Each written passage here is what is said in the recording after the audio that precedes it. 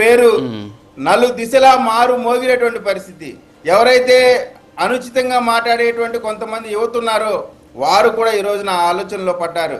మనం ఆ రోజు అలా చేయడం తప్పు అనేటువంటి పశ్చాత్తాపం వల్ల కనబడతా ఉంది. నేను ఒక్కటే చెప్తా ఉన్నా అండి, పవన్ కళ్యాణ్ గారు మాట్లాడినప్పుడు మీరు చూస్తే సభ మొత్తం కూడా యువత మొత్తం కూడా చాలా తీక్షణంగా ఆలోచిస్తూ ఉన్నారు, వింటా ఉన్నారు. ఎక్కడ డిస్టర్బెన్స్ కూడా చేయలేదు. అదేవిధంగా పవన్ కళ్యాణ్ గారితో పాటు చంద్రబాబు నాయుడు గారు మాట్లాడినప్పుడు కానీ, లోకేష్ గారు మాట్లాడినప్పుడు కానీ యువత, ముఖ్యంగా యువత నరేంద్ర మోడీ గారి నామస్మరణ చేశారంటే నిజమైన యువత, మంచి యువత, ఎవరైతే ఈ భారతదేశ అభివృద్ధిలో పాల్పంచుకోవాలి, భవిష్యత్తు శిఖరాలు అధిరోహించాలనేటువంటి యువత మొత్తం కూడా ఈ రోజున ఎన్డీఏ కూటమితో ఉంది అనేటువంటి మాట మనం ఆ రోజున చూసాం. ఇక్కడ మీరు ఒక చూస్తే భారతదేశంలో ఎక్కడా జరగని రాజకీయం ఆంధ్రప్రదేశ్లో మొదలైంది 2019 నుంచి 24 వరకు. ఒక సైకో బ్యాచ్ని తయారు చేశారు, కాలకేయుల్ని తయారు చేశారు.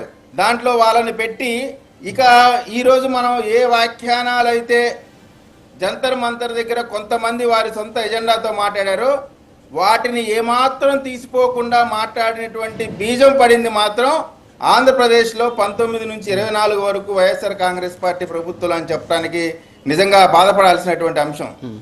ఆ రోజును చూస్తే స్వయంగా పవన్ కళ్యాణ్ గారి సతీమణిని, వారి పిల్లల్ని, వాళ్ళ కుటుంబ సభ్యుల్ని, వారు చేసినటువంటి వ్యాఖ్యానాలు, ఆ రోజు ఆయన పడినటువంటి వేదన, బాధ, అదే విధమైనటువంటి మాటలు నరేంద్ర మోడీ గారిని జంతర్ మంతర్ దగ్గర కొంతమంది మాట్లాడినటువంటి పరిస్థితి. ఆ బాధ అనుభవించిన వ్యక్తిగా, అలా మాట్లాడటం ద్వారా ఏ విధమైనటువంటి బాధ కలిగినటువంటి ఆ నొప్పి తెలిసినటువంటి వ్యక్తిగా పవన్ కళ్యాణ్ గారు మాట్లాడేటువంటి మాటలు చూస్తే నిజంగా అందరూ కూడా ఆలోచనలో పడినటువంటి పరిస్థితి. అదేవిధంగా చంద్రబాబు నాయుడు గారిని అయితే చట్టసభల్లో ఎంత అనుచితంగా మాట్లాడారు వారి సత్యమణి గురించి. అంటే ఇటువంటి పొల్యూటెడ్ పీపుల్, పొల్యూషన్ అట్మాస్ఫియర్ తీసుకొస్తా ఉన్నారు. కానీ ఒక పక్కన దేశం, రాష్ట్రం అభివృద్ధి పొందాలో నడుస్తూ ఉంది. మీరు చూస్తే జనరల్గా ఎయిర్పోర్ట్ అనగానే మనం ఎవరెవరో పేర్లు పెడుతూ ఉంటారు.